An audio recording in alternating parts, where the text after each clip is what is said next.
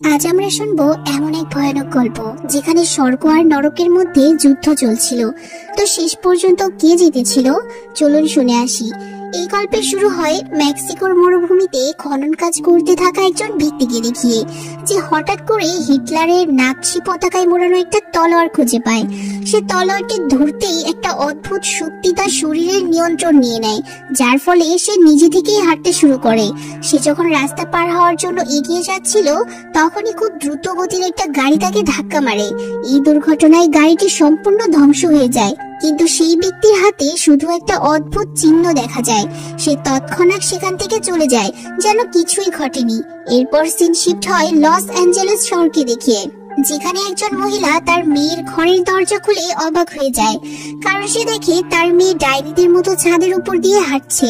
এটা দেখেই সেই পরিবার সাহায্যের জন্য ফাদার হেনসিকে ডাকে, কিন্তু হেনসির কাছে এই সমস্যা ঠিক করার মতো কোনো ক্ষমতাই ছিল না। তাই সে জন কনস্ট্যান্টাইন নামের একজন ব্যক্তিকে ডেকে আনে, যে ভূতার আত্মা তাড়ানোর কাজে খুবই দক্ষ ছিল। পাশাপাশি জন ধূমপানের অভ্যাসেও খুব আসক্ত ছিল।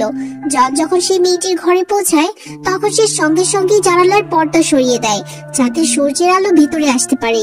কিন্তু এতে বিছানায় বেঁধে রাখা মেয়েটি প্রচন্ড যন্ত্রণায় ছটফট করতে থাকে। এরপর জন সেই মেয়েটির কপালে জোরে একটা গরম তাবিজ চেপে ধরে, যার ফলে মেয়েটি তীব্র চিৎকার করতে থাকে। জন সেই তাবিজের সঙ্গে কিছু মন্ত্রও পড়ছিল। তখনই হঠাৎ মেয়েটি একদম শান্ত হয়ে যায়। ঠিক পরের মুহূর্তেই একটা অদ্ভুত আকৃতির অবয়ব আচমকা জনের উপর হামলা করার চেষ্টা করে, কিন্তু জন তাকে জোরে ঘুষি মেরে ফেরত পাঠিয়ে দেয়। এরপর জন পরিবারটির কাছে একটা আয়না চায়। আয়নাটি সে মেয়েটির ঠিক উপরে ঝুলিয়ে রাখে। তারপর সে জানালা ভেঙে ফেলে। এতক্ষণ বাইরে দাঁড়িয়ে থাকা জনের একজন সঙ্গী, যার নাম ছিল চেজ, তাকে জন গাড়িটি পিছনের দিকে নিয়ে যেতে বলে। এদিকে আয়নাটি দড়ি দিয়ে বাঁধার পর সেখানে উপস্থিত সবাইকে জন সতর্ক করে বলে কেউ যেন ভুলেও মেয়েটির দিকে না তাকায়। কিন্তু তার সতর্ক বার্তা উপেক্ষা করে এক ব্যক্তি মেয়েটির দিকে তাকিয়ে ফেলে, আর সঙ্গে সঙ্গেই তার চুল সাদা হয়ে যায়। এদিকে জনের জন্য মেয়েটিকে নিয়ন্ত্রণে রাখা খুব কঠিন হয়ে পড়ছিল। তাই সে মেয়েটির ভেতরে থাকা আত্মাটিকে আয়নার দিকে তাকাতে বাধ্য করে। এতে আত্মাটি দেহ ছেড়ে বেরিয়ে এসে আয়নার মধ্যে বন্দী হয়ে যায়। যখন সেই দানব আয়না থেকে বের হওয়ার চেষ্টা করছিল, তখন জন দড়ি টেনে আয়নাটিকে সোজা নিচে দাঁড়িয়ে থাকা গাড়ির উপর ফেলে দেয়। ফলে আয়নাটা হাজার টুকরো হয়ে ভেঙে যায়। সেই জায়গা থেকে বের হওয়ার সময় জনের চোখ পড়ে যীশু খ্রিস্টকে হত্যার জন্য ব্যবহৃত ঐতিহাসিক তলোয়ারের একটা পেইন্টিং এর দিকে। কোনো কিছু না ভেবে সে পেইন্টিংটা নিজের কাছে রেখে দেয়। তবে সে বুঝতে পারেনি ফিরে আসার সময় একজন লোক সিঁড়ির উপর থেকে তাকে দেখছিল, যার হাতে একটা টাকার কয়েন ঘুরছিল। এদিকে জন ভাবছিল যে ওই মেয়েটির শরীর থেকে সেই অশুভ আত্মাকে বের করা তার জন্য সত্যিই কতটা কঠিন ছিল। আর তাই তার সন্দেহ হচ্ছিল হয়তো সামনে বড় কোনো অঘটন ঘটতে চলেছে। সেই রাতেই অ্যাঞ্জেলা নামের একজন গোয়েন্দার চোখ একটা হাসপাতালের বিছানায় খোলে। চোখ খুলতেই হঠাৎ সে ইজাবেল নামটি শুনতে পায়। সেই আওয়াজ অনুসরণ করতে করতে সে হাসপাতালের ছাদে পৌঁছে যায়। সেখানে গিয়ে সে নিজের ব্যান্ডেজ খুলে হাসপাতালের ছাদ থেকে নিচে ঝাঁপিয়ে পড়ে। ঠিক সেই মুহূর্তে অ্যাঞ্জেলার ঘুম আবার ভেঙে যায়, আর সে বুঝতে পারে এটা শুধুই একটা ভয়ঙ্কর স্বপ্ন ছিল। পরদিন সকালে অ্যাঞ্জেলাকে হাসপাতালে একটা কেস তদন্তের জন্য ডাকা হয়, যেখানে গিয়ে সে জানতে পারে সে যে স্বপ্নটা দেখেছিল সেটা আসলে তার যমজ বোনের ছিল, যার সঙ্গে আগের রাতেই তার স্বপ্নে দেখা একই ঘটনা ঘটেছে। ইজাবেলকে মানসিক রোগী হিসেবে হাসপাতালে ভর্তি করা হয়েছিল, কিন্তু অ্যাঞ্জেলার বিশ্বাস ছিল তার বোনের সঙ্গে নিশ্চয়ই কোনো না কোনো অন্যায় হয়েছে। অন্যদিকে ঠিক সেই সময়ই মেক্সিকোতে সেই ব্যক্তি যে হিটলারের তলোয়ারটি পেয়েছিল, সে বিশাল এক লাফ দিয়ে সীমান্ত পার করে ফেলে। সেই ব্যক্তির পা মাটিতে পড়ার সঙ্গে সঙ্গেই আশেপাশের সমস্ত প্রাণী মারা যেতে থাকে। এদিকে জন হঠাৎ করে রক্ত বমি করতে শুরু করে দেয়। যখন সে ডাক্তারের কাছে যায়, তখন জানতে পারে তার ধূমপানের আসক্তির কারণে এখন তার ফুসফুসে ক্যান্সারের রূপ নিয়েছে। হয়তো তার হাতে আর খুব বেশি সময়ও নেই। কিছুক্ষণ পর তার বন্ধু বিমন তার সঙ্গে দেখা করতে আসে, যে জনের মিশনের জন্য কিছু অতিপ্রাকৃত অস্ত্র এনেছিল, যার মধ্যে একটা বিশেষ বন্দুকও ছিল। এই বন্দুক থেকে ড্রাগনের নিঃশ্বাসের মতো আগুন বের হতো। তাদের কথাবার্তার সময় জন বিমনকে সেই পিচাসের কথা জানায়, যে মানুষের ভেতর প্রবেশ করার চেষ্টা করছিল, কিন্তু এটা সম্ভব নয়, কারণ পিশাচ কেবল রূপ বদলাতে পারে, মানুষের দেহ দখল করতে পারে না। তাই বিমন বলে, আমি এটা নিয়ে আরো খোঁজ খবর নিচ্ছি। এরপর জন একটা গির্জায় যায়, যেখানে তার অ্যাঞ্জেলার সঙ্গে দেখা হয়। অ্যাঞ্জেলা সেখানে এসেছিল পুরোহিতের সঙ্গে কথা বলতে, কারণ অ্যাঞ্জেলা চেয়েছিল তার বোন ইজাবেলের শেষকৃত্য ক্যাথলিক রীতিতে হোক। কিন্তু পুরোহিত জানান যে এটা সম্ভব নয়, কারণ ইজাবেল নিজেই নিজের মৃত্যুকে বেছে নিয়েছিল, মানে সে আত্মহত্যা করেছে, যা ক্যাথলিক মতে এক ধরনের চরম পাপ। এই জন্য ইজাবেলের শেষকৃত্য ক্যাথলিক মতে সম্ভব না। ঠিক সেই মুহূর্তে জনের নজর গ্যাব্রিয়েলের দিকে পড়ে। গ্যাব্রিয়েল ছিল অর্ধেক মানুষ আর অর্ধেক দেব, তাকে কেবল বিশেষ ক্ষমতা সম্পন্ন ব্যক্তিরাই দেখতে পেত। জন গ্যাব্রিয়েলকে বলে, ঈশ্বরের সঙ্গে একটু কথা বলো, আমার জীবনটা একটু বাড়িয়ে দাও। কিন্তু গ্যাব্রিয়েল এটাকে একেবারে মজার ছলে উড়িয়ে দেয় আর বলে, তোমাকে নরকে যেতেই হবে, আজ যাও বা 5 বছর পরে যাও, তাতে কিছু যায় আসে না। জন তখন যুক্তি দেয়, আমি তো নিজের পাপ মোচনের জন্য কত রাক্ষসকে নরকে পাঠিয়েছি, ঈশ্বর কি আমার এই ভালো কাজগুলো দেখবেন না? এরপর সে হতাশ হয়ে বলে, তোমরা খুবই অকাজের দেবদূত। কিন্তু গ্যাব্রিয়েল উত্তর দেয়, তুমি যদি সত্যি স্বর্গে যেতে চাও, তাহলে তোমার আত্মা ঈশ্বরকে সমর্পণ করতে হবে, কারণ তুমি এই আত্মাগুলোকে শুধু নিজের স্বার্থের জন্যই নরকে পাঠিয়েছো। ওদিকে হেন্সি সংবাদপত্রের উপর হাত বুলিয়ে সেটির তদন্ত করছিল। ঠিক তখনই তার নজর ইজাবেলের মৃত্যুর খবরের দিকে যায়। সে সেই খবরের উপর হাত রাখতেই কিছু একটা অদ্ভুত অনুভব করে। একই সময়ে অ্যাঞ্জেলা ইজাবেলের মৃত্যুর ভিডিও দেখছিল, যেখানে সে স্পষ্টভাবে ইজাবেলের মুখ থেকে জন নামটি উচ্চারিত হতে শুনতে পায়। ঠিক তখনই হঠাৎ তার বাড়ির সব ফোন একসঙ্গে বেজে ওঠে, কিন্তু ফোন ধরার পরও অন্য পাশ থেকে কোনো আওয়াজ আসে না। এদিকে জন হঠাৎ রাস্তার মাঝখানে প্রচন্ড অসুস্থ বোধ করতে শুরু করে। সঙ্গে সঙ্গে সে মাটিতে পড়ে যায়। তখনই তার হাতের কাছে একটা পোকা আসে, আর ঠিক পরের মুহূর্তে সেই পোকাগুলো একত্র হয়ে এক বিশাল দানবের রূপ নেয় আর জনের উপর আক্রমণ করে দেয়। আঘাত এতটাই শক্তিশালী ছিল যে জনের অস্ত্রের বাক্সটি তার হাত থেকে ছিটকে পড়ে।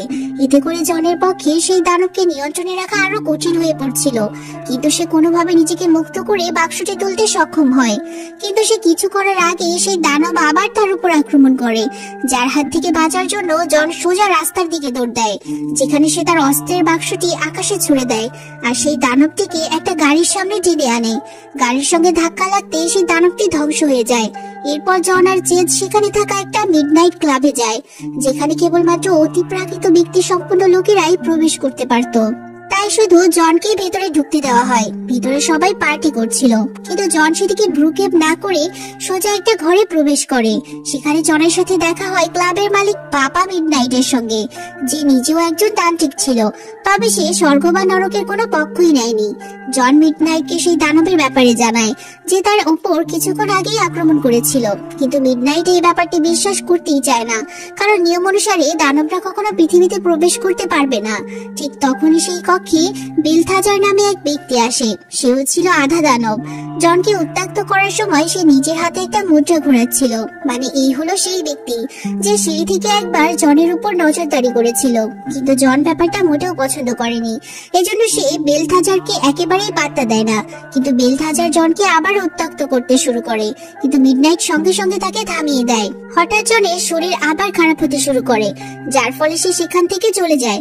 কিছুক্ষণ পর অ্যাঞ্জেলা জনের বাসায় আসে, কারণ সে নিশ্চিত ছিল যে ইজাবেলের মৃত্যুর পেছনে কোনো না কোনো রহস্য অবশ্যই রয়েছে। কিন্তু জন তার গল্প শুনতে একদমই আগ্রহী ছিল না। তবে তাদের কথাবার্তার মাঝেই জনের নজরে আসে অ্যাঞ্জেলাকে অনুসরণ করছে একটা আত্মা। আত্মাটা দেখি জন অ্যাঞ্জেলার দিকে ছুটে যায়। এই দৃশ্য দেখে জন নিশ্চিত হয়ে যায় যে ইজাবেলের মৃত্যুর পেছনে সত্যিই কোনো না কোনো অদ্ভুত ঘটনা জড়িয়ে আছে। তবে অ্যাঞ্জেলা ভূতপ্রেতের অস্তিত্বে বিশ্বাস করতো না। ঠিক তখনই চারপাশে সব আলো নিভে যায় আর প্রবল বাতাস বইতে শুরু করে। জন সঙ্গে সঙ্গে নিজের পকেট থেকে একটা কাপড় বের করে কাপড়টা আগুনে পুড়িয়ে ফেলে, যার ফলে তার চারপাশে থাকা সব দানব আগুনে পুড়ে ছাই হয়ে যায়। এরপর জন অ্যাঞ্জেলাকে জানায়, এই সব দানবরা তোমার পিছনে তাড়া করছিল, কিন্তু কেন তা জানতে হলে জনের নরকে গিয়ে খোঁজ নিতে হবে। তাই অবশেষে জন অ্যাঞ্জেলার কেস বুঝতে নরকে যাওয়ার সিদ্ধান্ত নেয়। এরপর জন প্রথমে অ্যাঞ্জেলার বাসায় যায়, যেখানে সে অ্যাঞ্জেলার পোষা বিড়ালটিকে ধরে।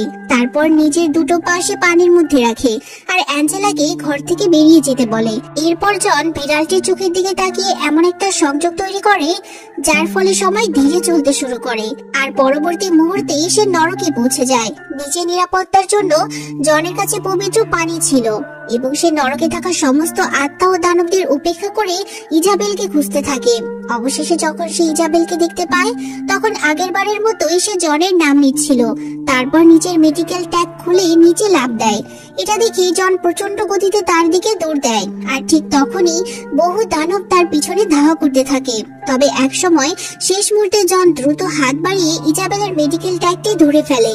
একই সময়ে পবিত্র জল নিজের বুকে লাগিয়ে সে আবার বাস্তব পৃথিবীতে ফিরে আসে, কিন্তু সেই সময় জনের পুরো শরীর থেকে ধোঁয়া বের হচ্ছিল। এরপর সে অ্যাঞ্জেলার হাতে তার বোনের মেডিকেল ট্যাগটা তুলে দিয়ে বলে ইজাবেল নিজের ইচ্ছায় এই পদক্ষেপ নিয়েছিল, এজন্য তাকে নরকে পাঠানো হয়েছে।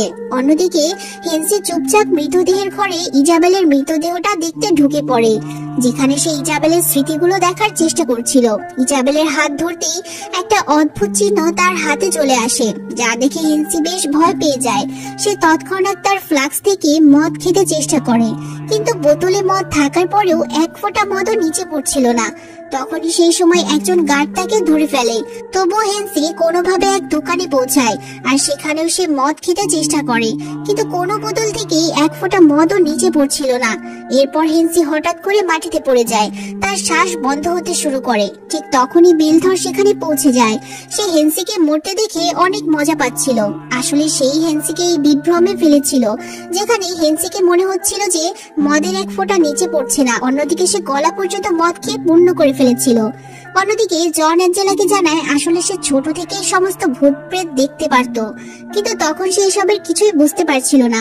এই সময় তার পরিবারের সদস্যরা তাকে মানসিক হাসপাতালের মধ্যে ঢুকিয়ে দিয়েছিল। মানসিক হাসপাতাল তার জন্য কোনো নরকের চেয়ে কম জায়গা ছিল না, আর তাই সে সবকিছু শেষ করার সিদ্ধান্ত নিয়েছিল। এরপর সে পুরো 2 মিনিট পর্যন্ত প্রায় মৃত ছিল। তারপর ডাক্তাররা তাকে কোনো রকমে জীবিত করতে সক্ষম হয়। এমনকি ডাক্তাররাও বুঝতে পেরেছিল জন যা কিছু দেখছে সবকিছুই সত্য ছিল, আর জন এটাও জানতো তারই করা পাপের জন্য তার আত্মা নরকে যাবে। এজন্য সে ভূত প্রেতদের খারাপ কাজ করা থেকে আটকাতে নরকে পাঠিয়ে নিজের পাপ মিটিয়ে স্বর্গে যেতে চেয়েছিল। এরপর সে ইজাবেলকে জানায় আসলে স্বর্গ এবং নরকে একটা শর্ত ছিল, স্বর্গ আর নরকের মধ্যে যে বেশি মানুষের আত্মা জিততে পারবে সেই জিতে যাবে। এই কারণে গ্যাব্রিয়েল এবং বেলথরের মতো আধা দেবদূত এবং দানব তৈরি করা হয়েছিল, যাতে তারা মানুষের মন পরিবর্তন করে তাদের ভালো অথবা খারাপ পথের দিকে পরিচালিত করতে পারে। ঠিক তখনই অ্যাঞ্জেলাকে হেন্সির মৃত্যুর খবর দেয়া হয়, যা শোনার সাথে সাথে তারা দুজনেই সেখানে পৌঁছায়, যেখানে জন হেন্সির হাতে একটা অদ্ভুত চিহ্ন দেখতে পায়, যা ইজাবেল এবং সেই মেক্সিকান ব্যক্তির হাতেও ছিল। তবে এই চিহ্নটি হেন্সি বিশেষভাবে জনের জন্য রেখে গিয়েছিল, তাই জন সেই চিহ্নের একটা কপি তৈরি করে বিমনকে পরীক্ষা করার জন্য পাঠিয়ে দেয়। এরপর তারা দুজনেই ইজাবেলের হাসপাতাল রুমে যায়, যেখানে জন অ্যাঞ্জেলার উপর চাপ সৃষ্টি করে, তাকে ইজাবেলের মৃত্যুর সাথে সম্পর্কিত কোনো একটা কিছু মনে করার জন্য বলে। অনেক সময় ধরে চিন্তা করার পর শেষমেশ অ্যাঞ্জেলা মনে করতে পারে শিশুকালে তারা দুজন খুব গোপন ভাবে কথা বলতো। কথাগুলো ছিল এমন, নরকের বাইবেলে সাধারণ বাইবেলের চেয়ে অনেক বেশি প্যাসেজ ছিল। এর মধ্যে একটা ছিল করিন্থ, যা শয়তানের পুত্র ম্যামেনের সম্পর্কে বলা হয়েছে। ম্যামেন আসলে মানুষের উপর পাপ আনার জন্য দায়ী ছিল। এদিকে হেন্সির হাতে যে চিহ্ন পাওয়া গিয়েছিল সেই চিহ্নও ছিল ম্যামেনের চিহ্ন। আসলে ম্যামেন যে কোনো ভাবে তার পিতার কাছ থেকে নিয়ন্ত্রণ ছিনিয়ে নিতে চেয়েছিল। এরপর সে পুরো ব্রহ্মাণ্ডে রাজত্ব করার স্বপ্ন দেখছিল।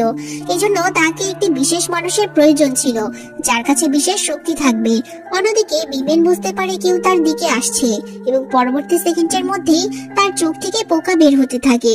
কিন্তু যতক্ষণ না জন এবং অ্যাঞ্জেলা সেখানে পৌঁছায় ততক্ষণে অনেক দেরি হয়ে গিয়েছিল, কারণ অসংখ্য পোকা ততক্ষণে বিমলকে ঘিরে ধরেছে।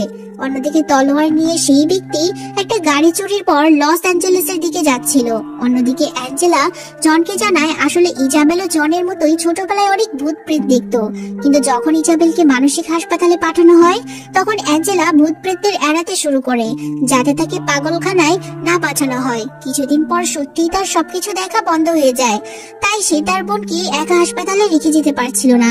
কিন্তু তার প্রাণপ্রিয় বোনকে সে শেষবারের মতো জীবিত দেখতে পায়নি, তাই সে চাচ্ছিল জন তাকে আবার তার বোনকে নরকে গিয়ে দেখতে সাহায্য করুক। তার কথা মেনে জন একটা বাথটাবে পানি ভরে নেয়, তারপর অ্যাঞ্জেলাকে এতে জোর করে ডুবিয়ে দেয়।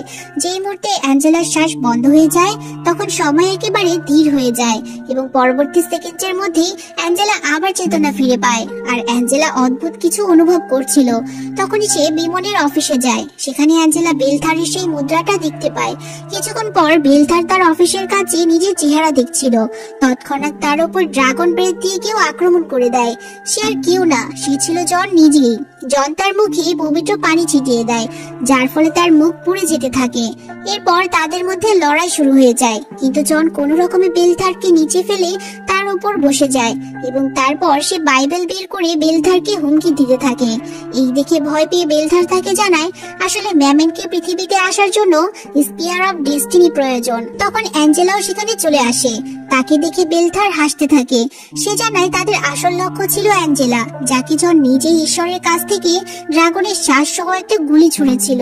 বাইরে বের হওয়ার সময় অ্যাঞ্জেলা বুঝতে পারে ইজাবেল আসলে পৃথিবীকে বাঁচানোর জন্য নিজের জীবন উৎসর্গ করেছিল, যাতে রাক্ষসরা তাকে ব্যবহার করে ম্যামেনকে ডেকে না আনতে পারে। তাছাড়া তার মৃত্যুর পর এরা অ্যাঞ্জেলাকে ব্যবহার করে ম্যামেনকে পৃথিবীতে আনতে চাইছিল। ঠিক তখনই তার মধ্যে কিছু অদ্ভুত অনুভব হয় এবং হঠাৎ করে কিছু একটা তাকে অসংখ্য দেয়াল ভেঙে দূরে ঠেলে নিয়ে যেতে থাকে। জন তার পিছন পিছন যাওয়ার চেষ্টা করে, কিন্তু ততক্ষণে অ্যাঞ্জেলা আকাশে অনেক দূরে চলে গিয়েছিল। তাই জন দ্রুত ক্লাবে গিয়ে একটা চেয়ার দাবি করে, কিন্তু মিডনাইট তাকে থামানোর জন্য জাদু ব্যবহার করে। এরপর জন যন্ত্রণায় চিৎকার করে মিডনাইটকে জানায় এখন আর কেউ নিয়ম মেনে চলছে না। এই কথা শুনে মিডনাইট তাকে সাহায্য করতে রাজি হয়ে যায়। এরপর তারা একটা আর্টফেক্ট স্টোরে যায়, যেখানে তারা মৃত্যুদণ্ডে ব্যবহৃত চেয়ারে বসে। জন তার পা ভিজিয়ে রেখেছিল। তারপর মিডনাইট তাকে একটা বৈদ্যুতিক শক দেয়। এই শক্তি পাওয়ার পর জন সবকিছু দেখতে পায়, যেমন সে দেখে কিভাবে সেই ব্যক্তি স্পিয়ার অফ ডেস্টিনি নিয়ে হাসপাতালের দিকে যাচ্ছিল, যেখানে অনেক মানুষ আর রাক্ষসরা আগে থেকে একত্রিত হয়েছিল। হাসপাতালের মধ্যে একটা রাক্ষস জনের উপর আক্রমণ করার চেষ্টা করলেও ততক্ষণে মিডনাইট তার জাদু দিয়ে তাকে সরিয়ে দেয়। এরপর চেস কিছু বিশেষ গুলি তৈরি করে নেয়। তারপর সে জনকে তার অসাধারণ পরিকল্পনা দিয়ে অবাক করে দেয়। অন্যদিকে অ্যাঞ্জেলাকে হাসপাতালের পুলে ফেলে দেওয়া হয়েছিল, সেখানে তার মুখোমুখি হয়েছিল সেই মেক্সিকান ব্যক্তি। অ্যাঞ্জেলা তৎক্ষণাৎ তার উপর গুলি চালাতে শুরু করে, কিন্তু গুলির কোনো প্রভাবই লোকটির উপর পড়ছিল না, বরং সেই ব্যক্তি অ্যাঞ্জেলাকে পুলে ডুবাতে শুরু করে। ততক্ষণে জন আর চেসও হাসপাতালে পৌঁছে গিয়েছিল। চেস ততক্ষণে পানি ভর্তি ট্যাঙ্কে পবিত্র সেই পানি আর ক্রুসের চিহ্ন রেখে দেয়। এরপর জন সেই কক্ষে গিয়েছিল যেখানে সমস্ত রাক্ষসরা একসাথে ছিল।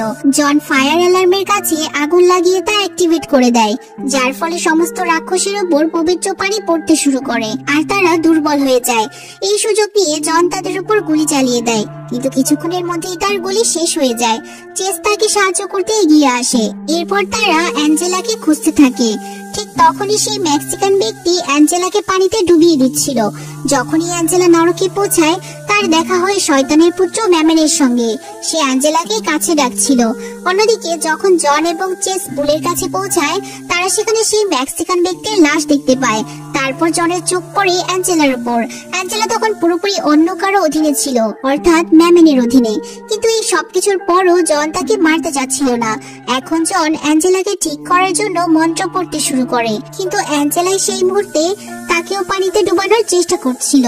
কিন্তু ঠিক সেই সময়ের মধ্যে চেস মাঝখানে এসে যায়। এরপর জন এবং চেস অ্যাঞ্জেলাকে পুল থেকে তুলে মাটিতে শুইয়ে দেয়। জনের মন্ত্র ধীরে ধীরে কাজ করছিল, কিন্তু ম্যামেন এখন অ্যাঞ্জেলার পেট থেকে বের হয়ে পৃথিবীতে আসার চেষ্টা করে। এরপর জন এবং চেস একসাথে মন্ত্র পড়া শুরু করে। সবকিছুর পরে তাদের মনে হচ্ছিল হয়তো ম্যামেন অদৃশ্য হয়ে গিয়েছে, কিন্তু পরবর্তী মুহূর্তে হঠাৎ কেউ চেসকে তুলে ছাদে ছুঁড়ে ফেলে, যার ফলে তার সঙ্গে সঙ্গে মৃত্যু হয়ে যায়। প্রিয় বন্ধু চেজের মৃত্যুতে জন খুব রেগে যায়। সে নিজের দুই হাত একত্র করে একটা মন্ত্র পড়তে শুরু করে, যার ফলে সেখানে উপস্থিত সমস্ত শক্তি বের হয়ে আসতে বাধ্য হয়। কিন্তু তার মন্ত্র পড়ার পর জনের মুখোমুখি হয় গ্যাব্রিয়েল। গ্যাব্রিয়েল তাকে জানায় আসলে সে ম্যামেনকে জীবিত করতে সাহায্য করতে চাচ্ছিল, কারণ তার মতে কোনো পাপী তার পাপের প্রায়শ্চিত্ত করে স্বর্গে যেতে চায় এবং এজন্যই সে ম্যামেনকে জীবিত করে পৃথিবীতে পাপ বাড়াতে চেয়েছিল, যাতে শুধুমাত্র কিছু সংখ্যক লোক স্বর্গে যেতে পারে। এরপর গ্যাব্রিয়েল জনকে উঠিয়ে দূরে ফেলে দেয় আর সে নিজে নিজে ম্যামেনকে জীবিত করতে চেষ্টা করে। অন্যদিকে জন ঈশ্বরের কাছে প্রার্থনা করতে করতে সাহায্য চাইছিল। হঠাৎ সময় থেমে যায় আর জনের সঙ্গে দেখা করতে দেব লুসিফার সেখানে উপস্থিত হয়, কারণ জন একমাত্র এমন আত্মা ছিল যাকে লুসিফার নিজে এসে নরক বা স্বর্গে নিয়ে যেতে পারত। জনের কাছ থেকে প্রশ্ন করেই সে গ্যাব্রিয়েলের পরিকল্পনার ব্যাপারে জানতে পারে। যখন সে দরজা ভেঙে গ্যাব্রিয়েলকে দেখতে পায় তখন তার জনের কথায় বিশ্বাস হয়। এরপর সে তৎক্ষণাৎ অ্যাঞ্জেলাকে তুলে নেয়, যেন সময় আবার শুরু হলে গ্যাব্রিয়েলের তলোয়ার সোজা মাটিতে গড়িয়ে পড়বে। অন্যদিকে এখন লুসিফার ম্যামেন দ্বারা শাসিত অ্যাঞ্জেলাকে ধরেছিল আর তাকে মনে করিয়ে দিয়েছিল যে আসলে এই পৃথিবীটা হলো তার। এটা শুনে গ্যাব্রিয়েল লুসিফারের উপর আক্রমণ করার চেষ্টা করেছিল, কিন্তু এখন তার কাছে কোনো শক্তিই ছিল না, কারণ ঈশ্বর তাকে ছেড়ে দিয়েছিলেন। এরপর লুসিফার আবার ম্যামেনকে নরকে পাঠিয়ে দেয় আর গ্যাব্রিয়েলের পাখি পুড়িয়ে তাকে পুলে ফেলে দেয়। এরপর লুসিফার জনকে প্রশ্ন করে যে সে কি ম্যামেনের খবর দেওয়ার জন্য পুরস্কার হিসেবে তার জীবন বাড়াতে চায় কিনা, যার জবাবে জন বলে আমার জীবন বাড়ানোর দরকার নেই, শুধু ইজাবেলের আত্মাকে স্বর্গে পাঠিয়ে দাও। যা মেনে নিয়ে লুসিফার একটা মন্ত্র উচ্চারণ করে ইজাবেলের আত্মাকে স্বর্গে পাঠিয়ে দেয়। এরপর লুসিফার জনকে সঙ্গে নিয়ে যাওয়ার জন্য প্রস্তুত হয়, কিন্তু ঠিক যখন সে জনকে টানতে শুরু করে তখন হঠাৎ কিছু একটা তাকে থামিয়ে দেয়। লুসিফার বুঝতে পারে যে তার সৎ কাজগুলোর কারণে জন এখন নরকে যাওয়ার যোগ্য নয় এবং হঠাৎ করে জনের আত্মা স্বর্গের দিকে উঠতে শুরু করে।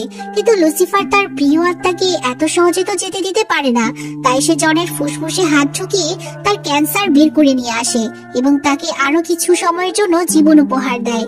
এরপর জন সেই তলোয়ারটি তুলে নিয়ে অ্যাঞ্জেলার খোঁজ করতে থাকে। অ্যাঞ্জেলা তখন পুরোপুরি সুস্থ হয়ে উঠেছিল। অন্যদিকে গ্যাব্রিয়েলও বেঁচে ছিল, কিন্তু এখন সে একজন সাধারণ মানুষে পরিণত হয়ে গিয়েছে। জনের মতে তার জন্য সবচেয়ে বড় শাস্তি ছিল গ্যাব্রিয়েলের বেঁচে থাকাটা। এরপর জন অ্যাঞ্জেলাকে সেই তলোয়ারটি দিয়ে বলে পৃথিবীতে যেন সে নিজের নিরাপত্তা নিশ্চিত করে। কয়েকদিন পরে জন চেজের কবরের কাছে যায়। চেজের কবর স্পর্শ করতেই চেজ একজন দেবদূতে পরিণত হয়, যার অর্থ হলো সে স্বর্গের জায়গা পেয়েছে। আর এই স্বর্গ নরকের লড়াইয়ের গল্পটাও এখানেই শেষ হয়ে যায়। তো ভিডিওটি ভালো লেগে থাকলে একটা লাইক করে দিতে পারেন। দেখা হবে পরের ভিডিও দিয়ে। আল্লাহ হাফিজ।